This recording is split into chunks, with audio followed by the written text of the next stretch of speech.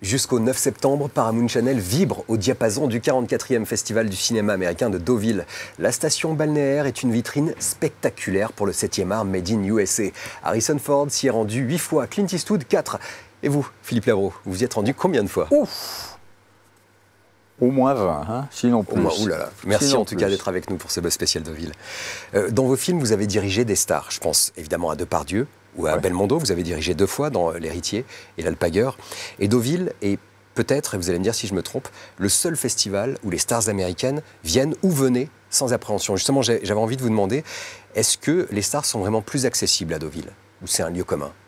Elle l'était. Je ne sais pas si aujourd'hui c'est aussi facile que ça. Parce qu'aujourd'hui, toute star de cinéma, et pas seulement de cinéma, de rock'n'roll, de ce qu'on veut, est entourée d'une espèce de brigade de garde du corps, de conseillers, d'attachés, de représentants de la firme pour laquelle ils travaillent. Et par conséquent, ils se déplacent un peu comme ça en meute, avec au milieu la star. Et je ne suis pas certain... Enfin... En même temps, il y a la ville, il y a la plage, il y a l'air, il y a une décontraction, une liberté de mouvement beaucoup plus grande qu'à Cannes, ou qu'à Venise, ou Locarno.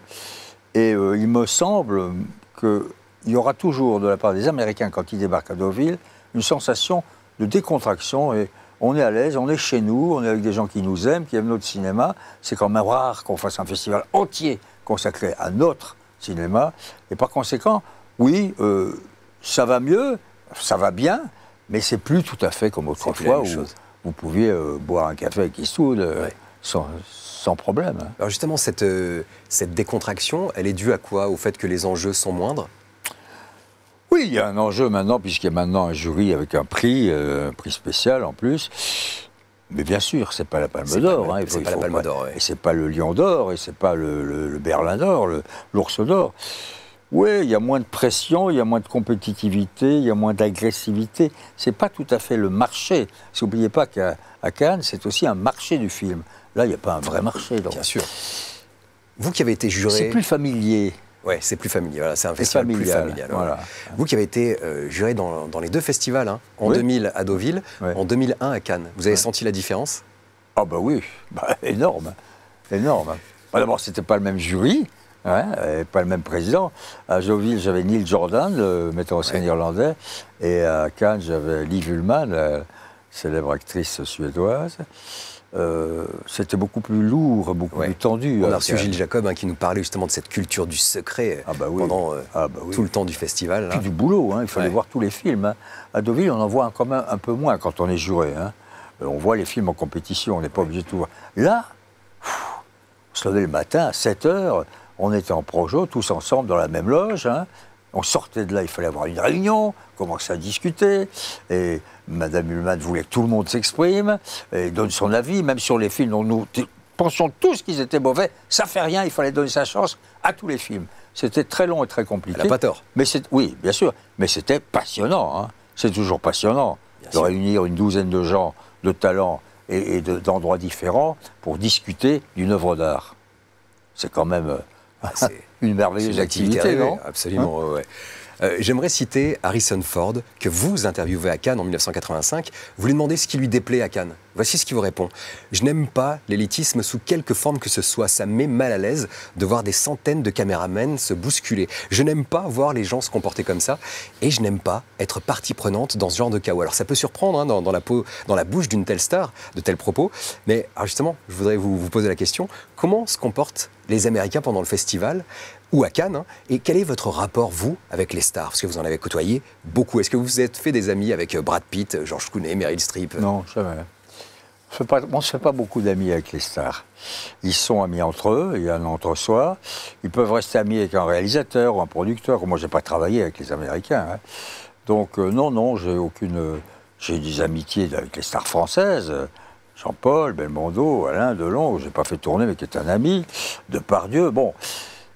C'est pas la même chose, mais de toutes les façons, il faut bien savoir qu'un comédien, une comédienne, c'est un être très particulier qui a des amours successifs, des favoris successifs, selon les films.